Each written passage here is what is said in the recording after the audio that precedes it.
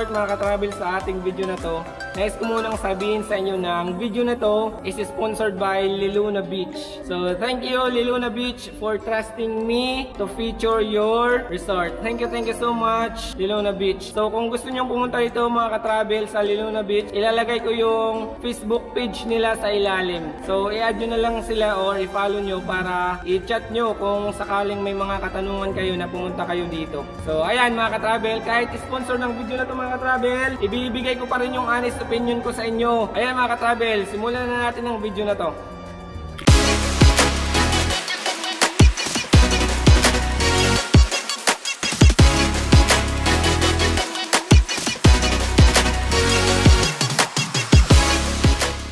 Hi! Good day mga ka-travel! Nandito na naman tayo nagbabalik sa aking channel. So ngayon mga ka-travel, nandito tayo ngayon sa Liluna Beach. Ayan, Liluna Beach mga ka-travel. Napaka-presko dito mga ka-travel ng hangin. Napaka-presko. So ngayon mga ka-travel, papasukin natin ngayon ang Liluna Beach at saka ipapakita ko sa inyo yung kagandahan ng Liluna Beach. Ituturo ko kayo kung ano yung kagandahan ng Liluna Beach.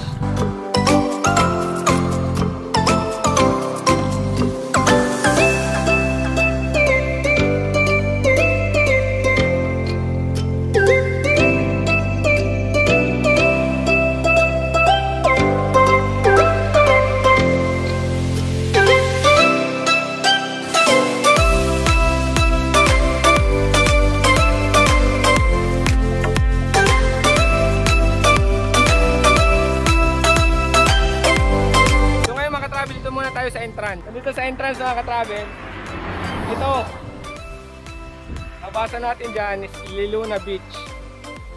Ayan, Liluna Beach. So yung Liluna Beach mga ka-travel, matatagpuan siya sa gitna ng Las Navas at saka Katarman. So malapit lang siya sa Rawis. So pagdating mo sa Rawis mga ka-travel, kunti na lang yung babayayin mo dito, mga 1 to 3 kilometers. Hindi ko lang nasukat kung ilang kilometro pa yung babiyahin mo. Pero yung palatandaan dito mga ka-travel, malapit lang siya sa DPWH. Dito sabay sa Rawis PWH. Ayan, Rawis Northern Samar mga ka-travel.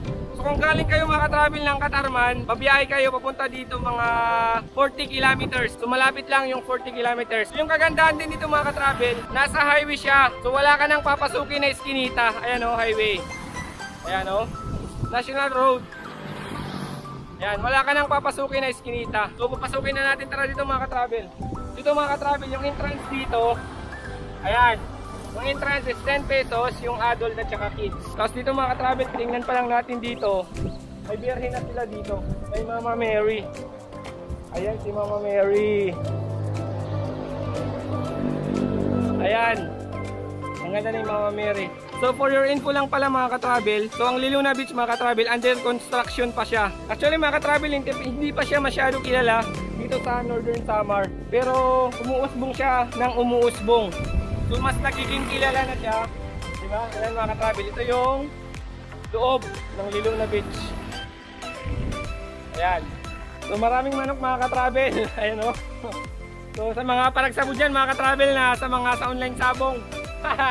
Pwede kayo dito pumili ng mga i-breeding nyo ng mga manok. Ang ganda kasi dito mga ka-travel, oh, napakaluwang ng space niya dito. At saka napakahangin mga ka-travel, napaka-presko. Ayun oh, napaka-presko talagang titingnan mo dyan sa video. Oh. Grabe, napakalawak. Tapos dito mga ka-travel, isa-isahin natin. So pagdating dito mga ka-travel, itong house, kung magre-rent kayo mga ka-travel, 3,900 yung bayad dyan sa taas. Para sa mga mag-overnight nga pala dito, so yung check-in nyo is 1 PM. So 1 PM kayo mag-check-in hanggang umaga.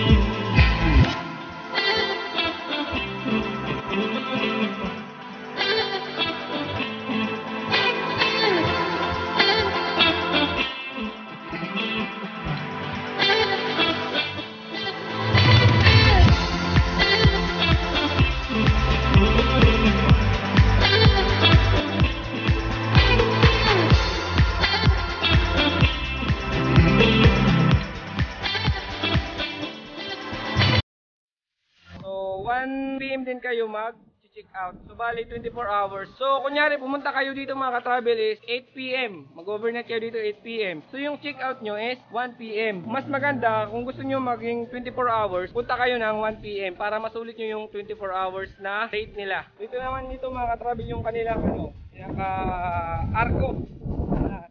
Pinaka-simbolo ng Liluna Beach. Andun sa likod. Ayan yung Liluna Beach.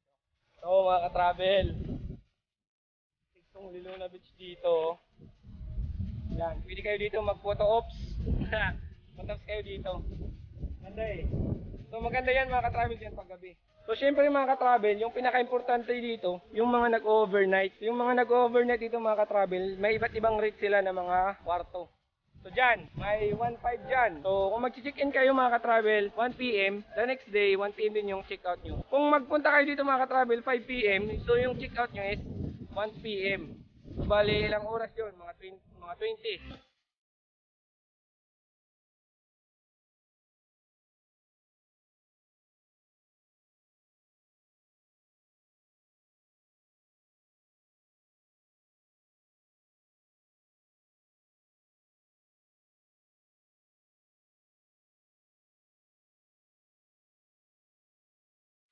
So ito naman dito mga ka-travel tayo sa mga cottage nila. Pagdating dito sa mga cottage. Dito mga ka-travel sa cottage nila ito, mga maliliit lang.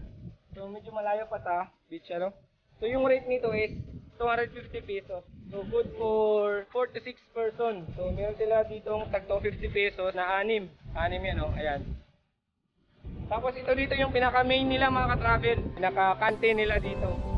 Dito magluluto, dito kayo bibili. Pero as of now mga ka-travel, under construction pa siya. So, ano pa, hindi pa masyado kumpleto. Tsaka dito yung parking area mga ka-travel. Sa mga magpapark ng sakyan, pwede nyo ipasok yung sakyan nyo dito. Dito nyo ipasok. Diba, yun yung entrance. Tapos dito nyo pwede ipasok yung sakyan nyo. Ayan, ito yung 4 wheels ko. Dalawa nga pala yung 4 wheels ko mga ka-travel. Pinadrive ko lang yung isa eh. Ito mga ka-travel yung sinasabi ko na 1.5. Ayan, 1.5 yan. 1.5 yan mga ka-travel. Yan o, sa gilid 1.5 yan. Tapos yung 3.9 naman mga ka-travel, ayun. Masaunahan yung 3.9 ko. Pang whole family talaga eh. Tsaka kung kaya pa magdala ng mga kaibigan at mga pinsan, pwede yun. Kasi ito din mga ka-travel, malaki rin eh. 1.5. Tapos dun mga ka-travel, yun yung kitchen nila dun. Yung kitchen. Sa mga gustong magpapakasal, magpapabinyag, or kahit anong party, birthday, meron din sila dito. So yung rate dito mga ka-travel is 10K for only 12 hours. Yan, yun yung 10K. So pasukin natin mga ka-travel. So ito mga ka-travel yung sinasabi ko na 10K. May nag-birthday pa lang siguro dito. Ano? Z7. Mga tahimik dito mga ka-travel. Yung hangin hindi nakakapasok kapag sinarahan yung mga bintana. Nag-iikot talaga eh. Ang ganda mga ka-travel. So yung floor niya, ano pa, parang gapatiles pa ata to dito eh. So yung normal pa lang yung pagsimento. So sa mga magpapakasal dyan, magpapabinyag at magbe-birthday, pwede kayo dito. So 10K. So at saka mga ka-travel, nakikita nga rin pala sila dito. Meron silang mga amount. So meron silang 450 per head, 500 per head, 550 per head, 600 per head. Depende na lang kung anong mga meals yung gusto mo. So syempre, kung gusto mong maraming meals, doon ka sa 600 per head. So kung tama-tama lang yung budget, 450 per head. So nasa sa inyo na. Doon na lang kayo makipag-usap mga ka-travel sa may-ari dito or nagbabantay. So maganda kasi yun, nag-offer sila ng catering services. Ayan, labas na tayo.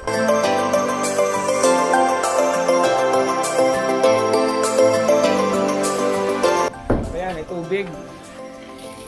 Yan, gumagana. Ito yung 1.5 ha mga ka-travel. So, kahit ilang babae dyan yung dalhin mo, pwedeng-pwede. So, yung mga pagkain din nga nila mga ka-travel, pwede kayo dito mag-order. So, yung pagkain nila dito mga ka-travel, pipiliin nyo kung ano yung mga available dyan. So, salamat nga pala mga ka-travel sa may-ari ng Liluna Beach dahil ito, may libre kami mga ka-travel.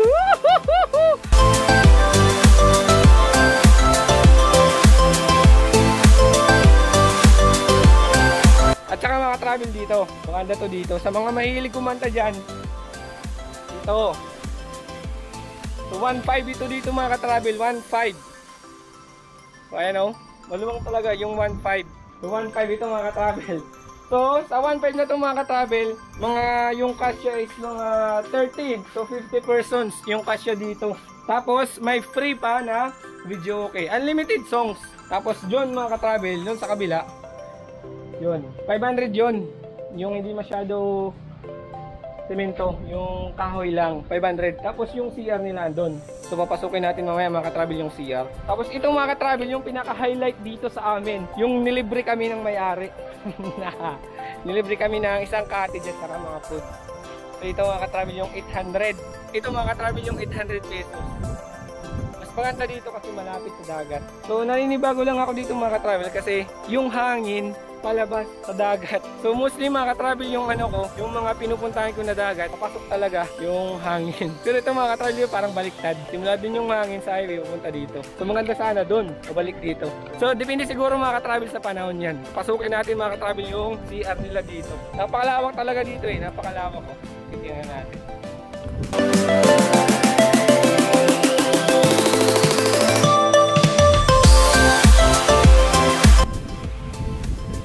Gustong magbanlaw, yan, functioning yung mga nila. Huwag tayo magbasa, baka mapasma tayo. Yung CR mga ka-travel dito, flash. Ay, wala na yung flash. Ayusin na lang yan siguro. Ayan, gumagana yung mga tubig dito. Yan. So, paliguan, mag-shower dito mga ka-travel kasama ang girlfriend mo. So, doon pala sa kabila mga ka-travel is male. Tapos ito naman dito is female. Yung flash yung pinaka-importante. So, gumagana naman mga ka-travel yung kanilang mga gripo. Magana naman. Yan, ito yung female dito mga ka-travel. So, may separate yung napupupo at saka yung mga naliligo. Separate. Tapos ito mga ka-travel yung 500 pesos. Ayan, 500 pesos.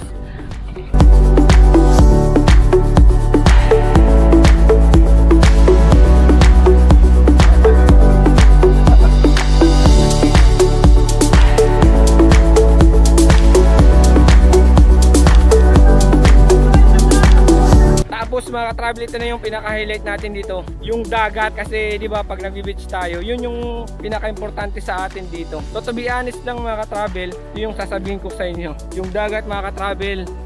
Ayan, so sa mga matataba na gustong magpapayat, pwede kayo dito. Kasi ngayon, low tide, napakalayo eh. Napakalayo.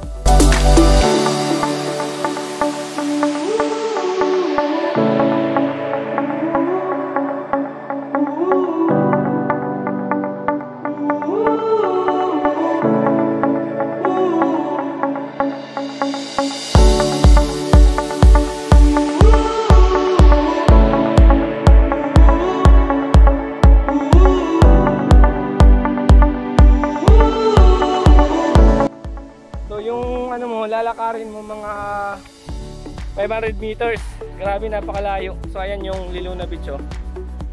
Ayan yung Liluna. Tapos dito naman yung beach. Lutan yan mga ka-travel. Actually mga ka-travel, kapag nag-high tide, andyan yan. Dito yung tubig hanggang dito. Makikita natin dito mga ka-travel, medyo madumi. Kasi wala siyang mga karatig na mga may-ari ng beach. Isa lang siya dito. Lang siya na naihiwalay.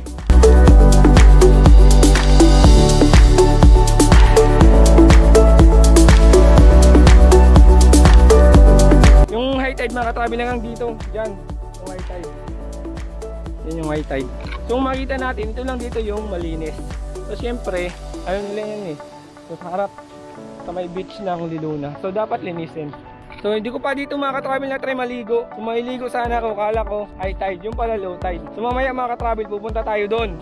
Yung mas napakalayo eh. So tansya ko mga 300 meters simula doon, pupunta doon. 300 meters mga ka-travel yung layo.